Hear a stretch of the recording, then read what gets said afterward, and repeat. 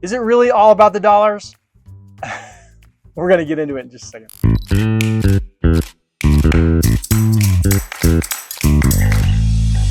I'm Nick Nay with Walls by Design, and today's question is, what is the estimate cost and the payment schedule?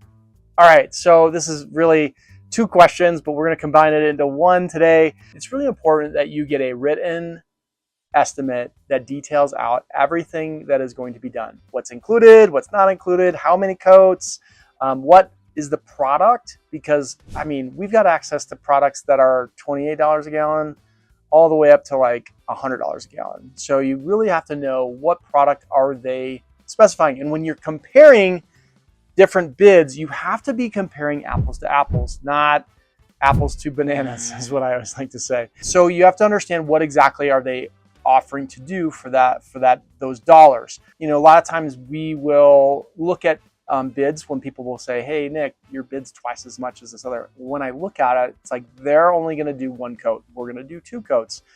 They're not priming. We're going to prime, like all these things. You have to make sure that the service level, and we can change our service level depending on what you need, but you want to make sure that that estimate is a written estimate and it's very, very detailed. Not, hey, we're going to paint the interior of the house, or we're going to paint the exterior. Like those are that's too broad. And then payment schedule. It's very important to know what is this company's payment schedule. Now, I know a lot of people will say you shouldn't have to put a deposit down, and I'm not a believer in that.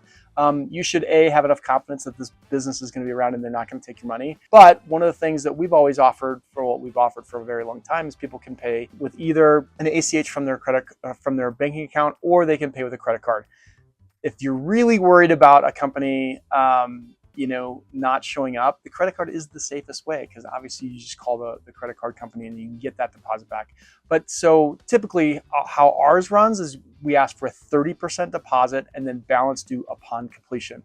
Just like, if you ordered something special, right? You would put a deposit down, and then when you go to pick up that item, you have to pay the balance.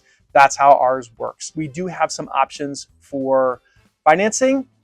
It's not through us. We don't finance. We have a company. We would send you a link, and whatever options they give you is what they give you. But we do offer the two options, and we don't have access to any of the financial information. We use a third-party company that we send a link for payment, and you can either do ACH or you can do a credit card. If you do a credit card, there is a 3% service charge that does get added automatically.